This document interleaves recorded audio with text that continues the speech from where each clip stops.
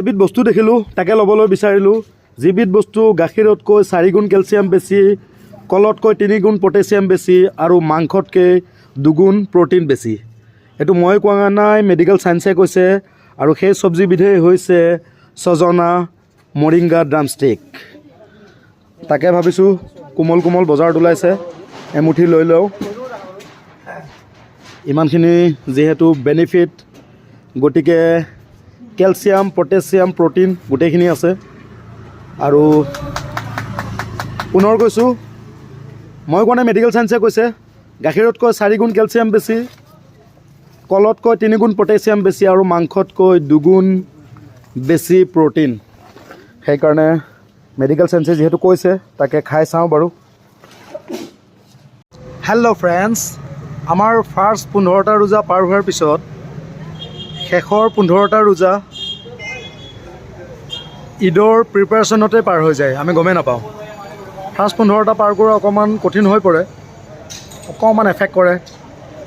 কিন্তু পিছৰ যিকেইটা 15টা ৰোজা থাকে, সেই 15টা ৰোজা ঈদ বুলি ব্যস্ত হৈ থাকোঁতেই আমাৰ পাৰ হৈ যায়, আমি গমেই নাপাওঁ।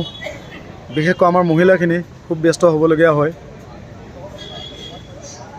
আৰু মাৰ্কেটত ঈদৰ প্ৰভাৱ পৰি গৈছে, মানুহবোৰে বজাৰ কৰা আৰম্ভ কৰিছে আৰু লাহে লাহে।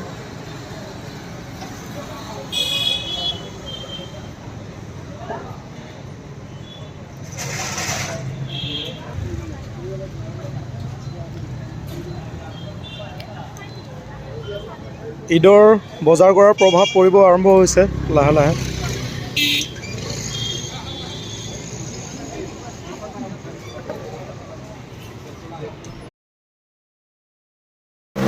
আমি আছোঁ থাইলেণ্ডৰ বেংককৰ ষ্ট্ৰীট ফুড।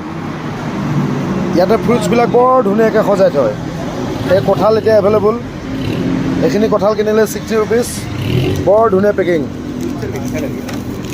বৰ ধুনীয়া। এইটো ঘৰলৈ লৈও যাব পাৰি, কোনো প্ৰব্লেম নাই। 60। এইটো বোধহয় অমিতা হয়।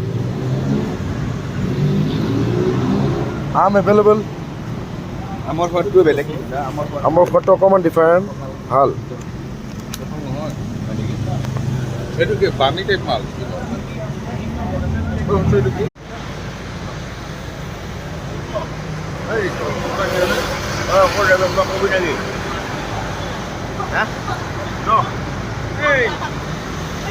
আপোনাৰ